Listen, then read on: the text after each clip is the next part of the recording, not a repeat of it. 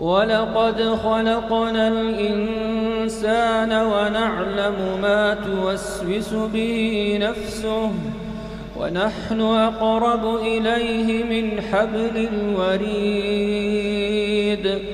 إذ يتلقى المتلقيان عن اليمين وعن الشمال قعيد ما يلفظ من قول إلا لديه رقيب عتيد وجاءت سكرة الموت بالحق ذلك ما كنت منه تحيد ونفخ في الصور ذلك يوم الوعيد وجاءت كل نفس معها سائق وشهيد لقد كنت في غفلة من هذا فكشفنا عنك غطاءك فبصرك اليوم حديد وقال قرينه هذا ما لدي عتيد ألقيا في جهنم كل كفار عنيد مناع للخير معتد مريب الذي جعل مع الله إلها آخر فألقياه في العذاب الشديد قال قرينه ربنا ما أطغيته ولكن كان في ضلال بعيد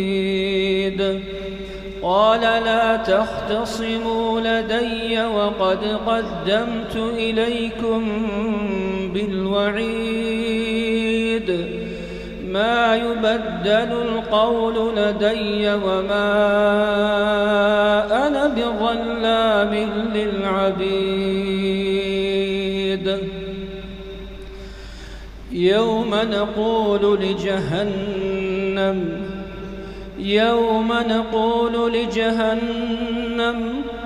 يوم نقول لجهنم هل امتلأت وتقول هل من مزيد يوم نقول لجهنم هل امتلأت وتقول هل من مزيد وأزلفت الجنة للمتقين غير بعيد هذا ما توعدون لكل أواب حفيظ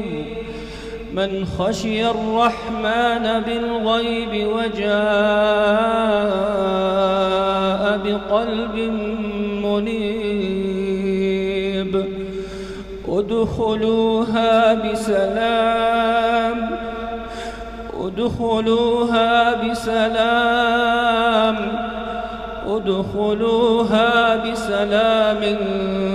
ذلك يوم الخلود لهم ما يشاءون فيها ولدينا مزيد وكم أهلكنا قبلهم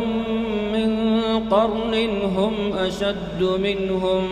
بطشا فنقبوا في البلاد هل من محيص إن في ذلك لذكرى لمن كان له قلب أو ألقى السمع وهو شهيد ولقد خلقنا السماوات والأرض وما بينهما في 6 أيام وما مسنا من لغوب فاصبر على ما يقولون وسبح بحمد ربك قبل طلوع الشمس وقبل الغروب ومن الليل فسبحه وأدبار السجود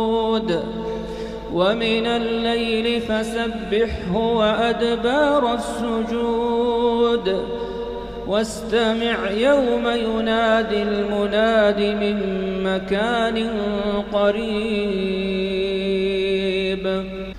يوم يسمعون الصيحة بالحق ذلك يوم الخروج إنا نحن نحيي ونميت وإلينا المصير يوم تشقق الأرض عنهم سراعا ذلك حشر علينا يسير نحن أعلم بما يقولون وما أنت عليهم بجبار فذكر بالقرآن من يخاف وعيد